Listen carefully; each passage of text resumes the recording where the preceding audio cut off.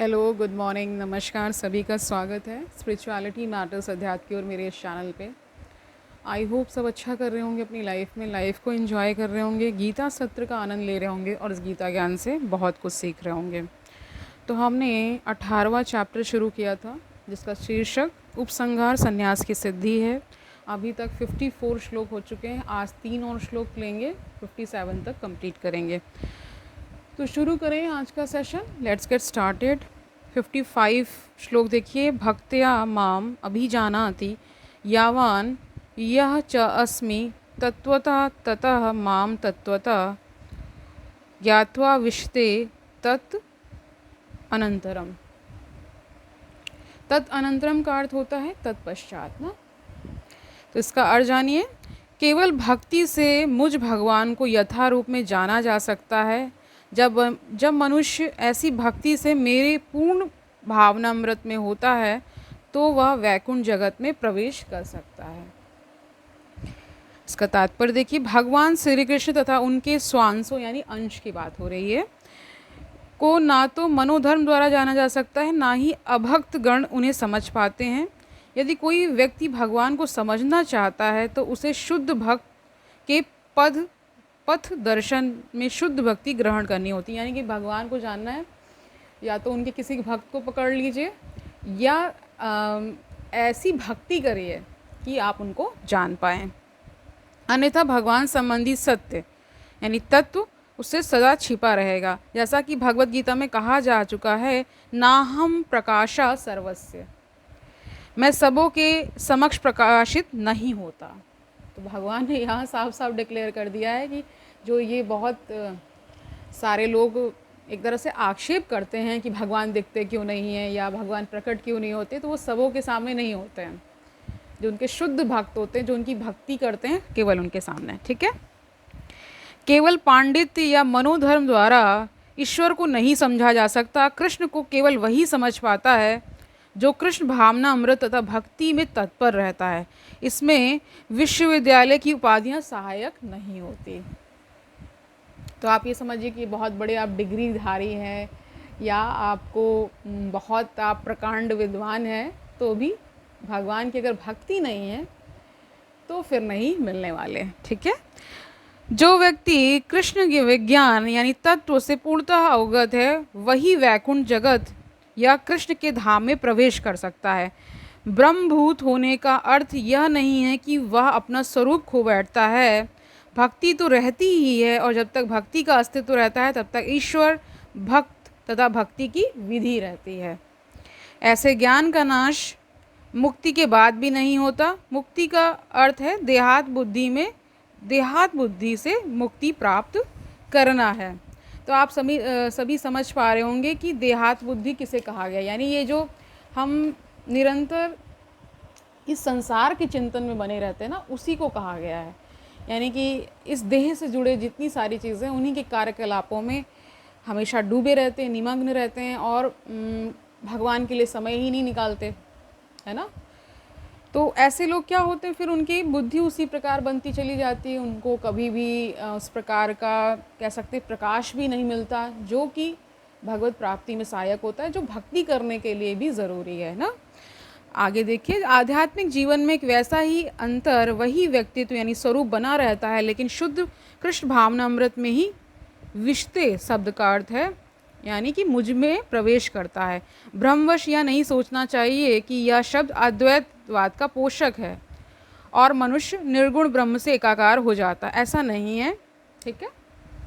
विशते का तात्पर्य है कि मनुष्य अपने व्यक्तित्व सहित भगवान के धाम में भगवान की संगति करने तथा उनकी सेवा करने के लिए प्रवेश कर सकता है। ठीक है। उदाहरण के लिए एक हरा पक्षी यानी शुक हरे वृक्ष में इसलिए प्रवेश नहीं करता कि वह वृक्ष तदाकार यानी लीन हो जाए, अपितु वह वृक्ष के फलों का भोग करने के लिए प्रवेश करता है। निर्विशेषवादी सामान्यतया समुद्र में गिरने वाली तथा समुद्र से मिलने वाली नदी का दृष्टांत प्रस्तुत करते हैं। यह निर्विशेषवादियों के लिए आनंद का विषय हो सकता है, लेकिन साकारवादी यानी भगवान को जो साकार रूप में मानते हैं, अपने व्यक्तित्व को उसी प्रकार बनाए रखना चाहता है जिस प्रकार समुद्र में एक जलचर प्राणी, जैसे कि आप जलचर, उसमें कौन हो सकते हैं, मछलियाँ हो सकते हैं, क्रोकोडाइल्स हो सकते हैं, और जो भी अन्य जो जीव पाए जाते हैं ना।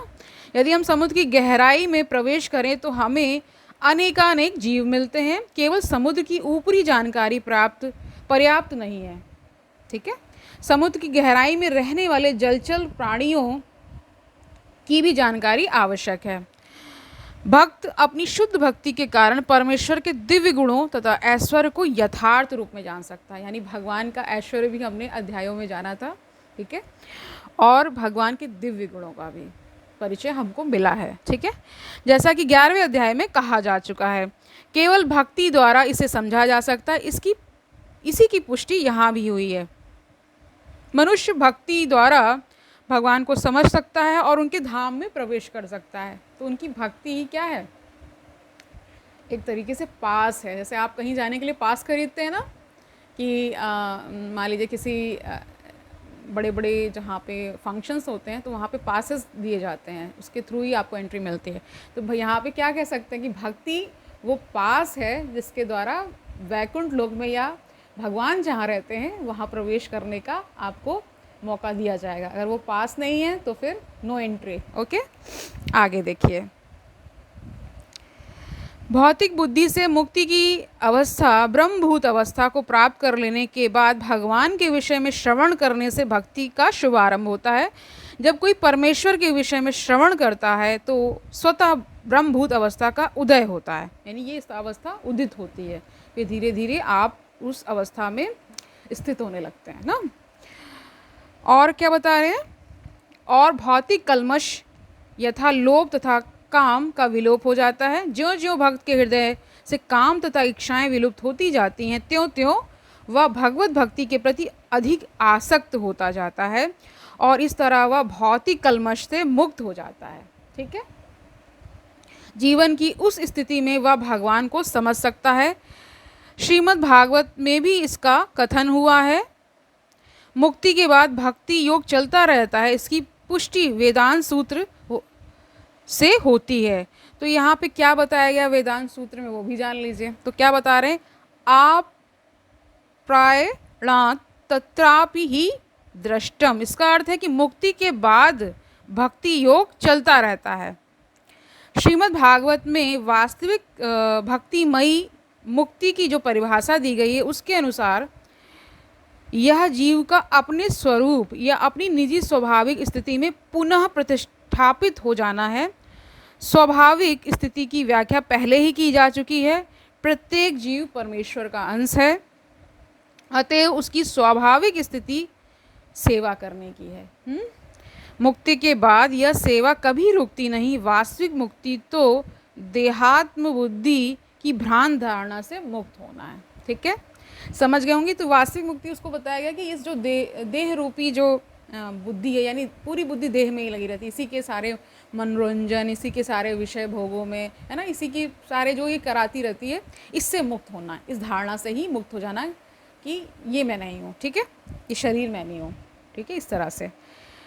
ओके, अब देखिए 56 श्लोक देखिए। सर्वकर्माणि अपि तदा कुर्वाणः मत व्यप आश्रय मत प्रसादात अवाप्नोति शाश्वतम पदम अव्यम। इसका अर्थ देखिए, मेरा शुद्ध भक्त मेरे संरक्षण में समस्त प्रकार के कार्यों में संलग्न रहकर भी मेरी कृपा से नित्य और तथा अविनाशी धाम को प्राप्त होता है, ठीक है।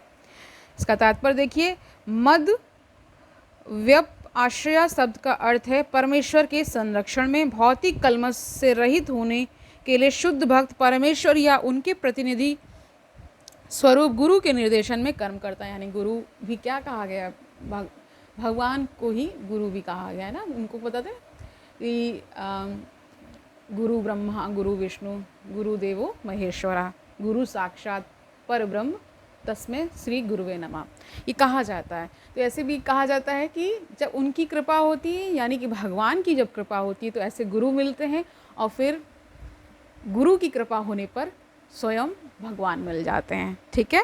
तो एक तरह से ये पूरा एक क्रम में चलता है। ओके, आगे देखिए। उसके लिए समय की कोई सीमा नहीं है, वह सदा चौबीसों घंटे 100% परमेश्वर के निर्देशन में परमेश्वर के निर्देशन में कार्यों में संलग्न रहता है। ऐसे भक्त पर जो कृष्ण भावनामृत में रत रहता है, भगवान अत्यधिक दयालु होते हैं। तो भगवान किन पे दया करते हैं? जो ऐसे कृष्ण भावनामृत में खुद को एकदम कह सकते हैं टूट कर, रम कर और एकदम डूब जाना, जैसे कहते हैं भक्ति में ना। तो वैसे जब उनकी स्थिति आती है, ऐसे भक्तों की, ऐसे जो भक्त होते हैं उनकी एक स्थिति बनती है ना, तो जब वो स्थिति आती है तभी वो साक्षात्कार हो जाता है। वह समस्त कठिनाइयों के बावजूद अंतोदगत्वा दिव्य धाम या कृष्ण लोक को प्राप्त हो करता है। वहाँ उसका प्रवेश सुनिश्चित रहता है, यानी कि पास मिल गया ना भक्ति वाला, तो फिर एंट्री सुनिश्चित है।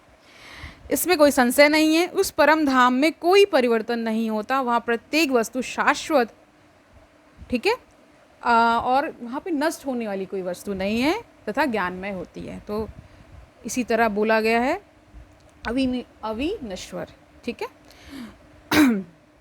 57 श्लोक देखिए। चेतसा सर्वकर्माणि मयि सन्न्यस्य मत्परा बुद्धि योगम उपाश्रित्य मच्चित्तः सत्तम भव। और देखिए, सारे कार्यों के लिए मुझ पर निर्भर रहो और मेरे संरक्षण में सदा कर्म करो। ऐसी भक्ति मेरे प्रति पूर्णतया सचेत कह रहे हैं, ऐसी भक्ति में मेरे प्रति पूर्णतया सचेत रहो। इसका तात्पर्य देखिए, जब मनुष्य कृष्ण भावनामृत में कर्म करता है तो वह संसार के स्वामी के रूप में कर्म नहीं करता। उसे चाहिए कि वह सेवक की भांति परमेश्वर के निर्देश अनुसार कर्म करे। तो भगवान से इंस्ट्रक्शंस लेते रहिए और कर्म करते रहिए, और सारे कर्म किनको समर्पित कर दीजिए? भगवान को ही।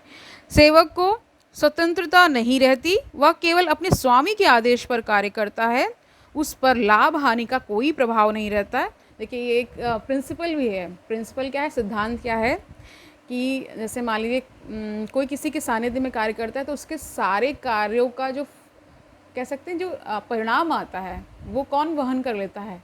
जो उसको निर्देशित करता है ना, यानी कि हमारे केस में परमेश्वर, ठीक है। तो सारा कार्यभार वो संभाल लेंगे, सारे परिणामों को वो देख लेंगे, ठीक है।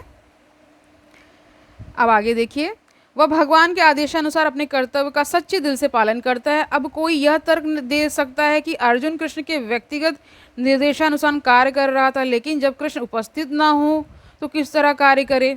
ये प्रश्न कर रहे हैं ना। यदि कोई इस पुस्तक में दिए गए कृष्ण के निर्देश के अनुसार तथा कृष्ण के प्रतिनिधि के मार्गदर्शन में कार्य करता है तो उसका फल वैसा ही होगा।